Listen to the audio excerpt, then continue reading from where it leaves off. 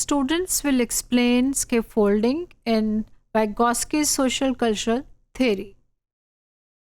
So Vygotsky believed that communication or the dialogue between the teacher and child is very much important.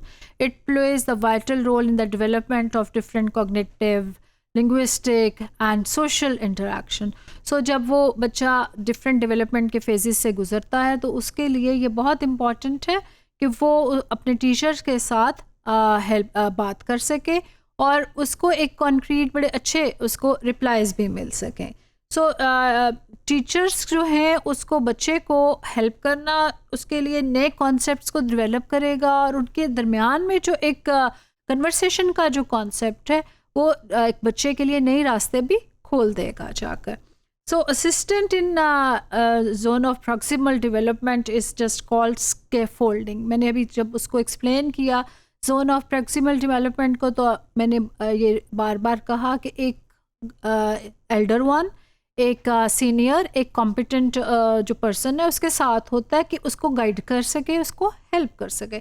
जब ये concept है कि बच्चे को किसी एक बड़े ने, किसी एक टीचर ने, मे बी उसका पेरेंट्स में से कोई हो, जब वो उसको हर स्टेप पे गाइड करेगा, उसको इंस्ट्रक्शन दी जाएंगी और तो ये जो पूरा कॉन्सेप्ट, ये प्रोसीजर है, ये स्कैफोल्डिंग का प्रोसीजर कहलाता है जाके, ताकि वो जो बच्चा है अपने डिफरेंट जो टास्क हैं उसको कंप्लीट कर सके जाके इंडिपेंडेंटली. क्योंकि सिर्फ जो केयर गिवर है या उसके साथ जो बड़ा है उसने उसको इंस्ट्रक्शंस देनी, गाइड करना है और बच्चे को पूरी इंडिपेंडेंस देनी है कि वो इन सारे कामों को वो खुद से कर सके.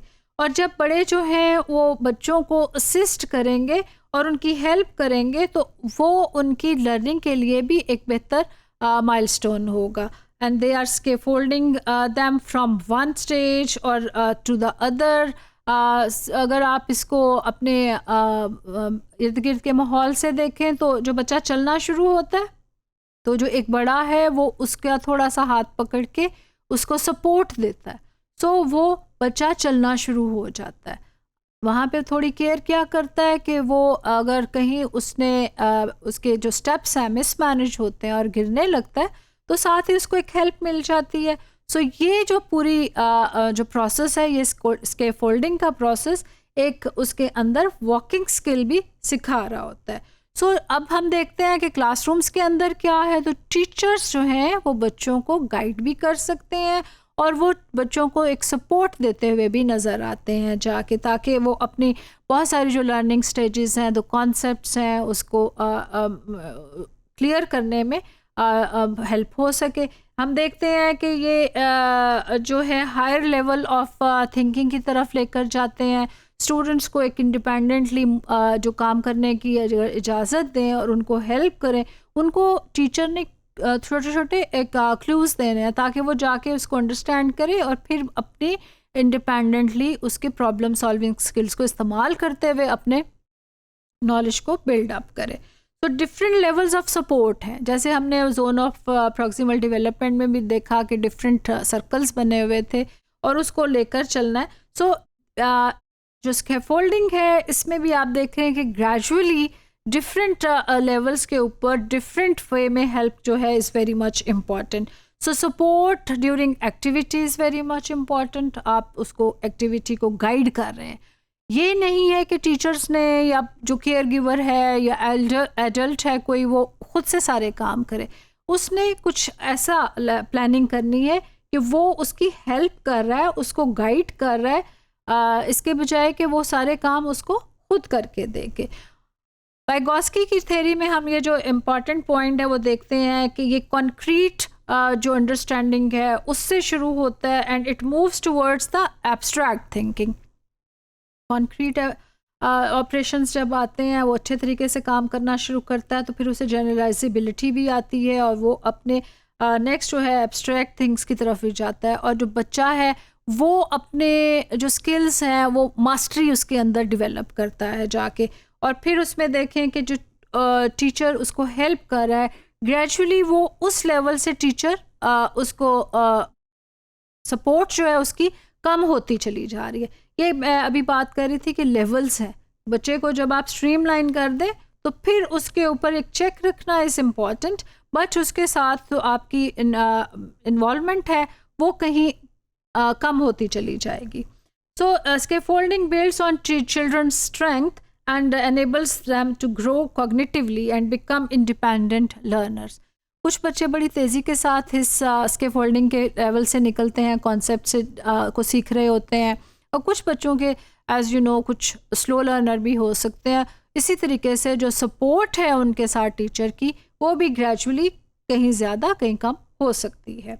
सो टीचर चाइल्ड डायलॉग, जब हम इस पूरे स्कैफोल्डिंग का कॉन्सेप्ट देखते हैं तो बच्चे और टीचर के दरमियान में जो कन्वर्सेशन है, जो बातचीत है, वो इज़ वेरी मच इम्पॉर्टेंट. क्यों इम्पॉर्टेंट है? कि बच्चे सवाल करेंगे या टीचर को क्वेश्चन करेगा, टीचर उसे गाइड कर रहा है, तो उसे प्रॉपर आंसर बच्चे का भी सुनना है, और बच्चा जब कोई क्वेश्चनिंग करता है तो टीचर का उसको रिप्लाई करना कितना इम्पॉर्टेंट हो जाता है. So teacher can use dialogues to just build up the vocabulary to cognitive development and as well as जब उनकी linguistic development बढ़ेगी, यहाँ पे वो अपना टीचर्स को इमिटेट भी करते हैं और वो सीखते हैं कि बच्चे टीचर किस तरह से बात करता है, तो बच्चे भी उसी तरीके से रिफ्लेक्ट बैक करते हैं. सो ये जो सेल्फ टॉक है, जो बच्चे अपने आप से बात करते हैं, वो भी बच्चों को एक अपनी जो लर्निंग है उसके लिए उनकी हेल्प कर रहे होते हैं. ये scaffolding in their own learning भी हमारे सामने नज़र आती है.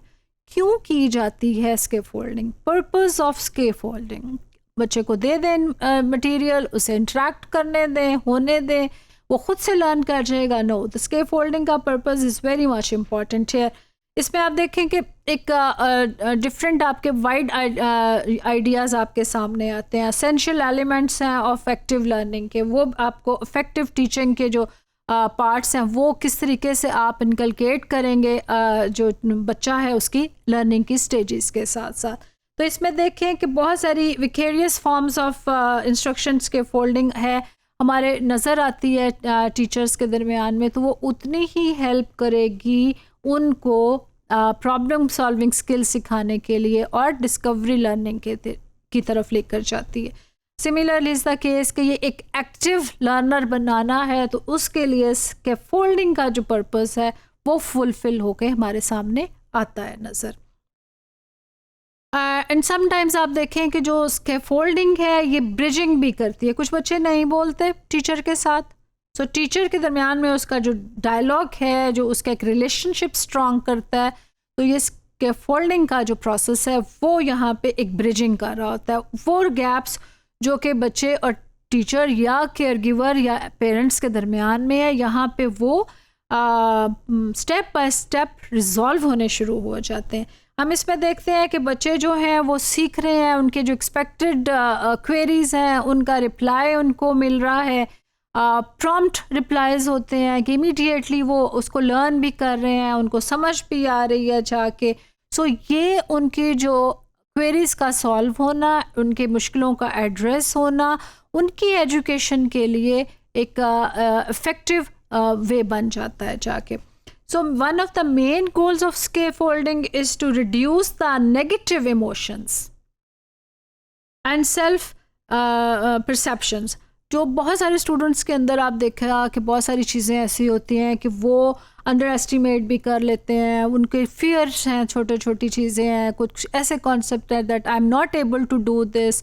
तो जो ये स्कैफोल्डिंग का प्रोसेस है, प्रोसीजर है, इसमें टीचर्स को बहुत अच्छे तरीके से बच्चों की कैपेबिलिटीज़ का अंदाज़ा भी हो जाता है, और वो बच्चे जो कहीं खौफज़दा हैं, कुछ स्टेप लेने में वो इतने एक्टिव नहीं हैं, टीचर्स उनके इश्यूज़ को एड्रेस करना शुरू कर देता है, और वो इतना सिस्टमेटिक हो जाता है कि वो जो डिफ़िकल्ट टास्क हैं, जो मुश्किल काम है, वो जो बच्चा अपने अंदाज में अंडरस्टैंड करता है दैट ही और she is not able to perform, वहाँ पे with the help of teacher वो उन जो मराहिल हैं उनसे भी गुजर जाता है. सो यहाँ पे आप देखें कि वो अपने प्रॉब्लम्स को सॉल्व करते हुए, नेगेटिव इमोशंस को सॉल्व करते हुए एक डेस्टिनेशन तक पहुँचता है, जो कि एक माइलस्टोन है कि उनकी लर्निंग कितनी बेहतर तरीके से होती चली जा रही है. Thank you.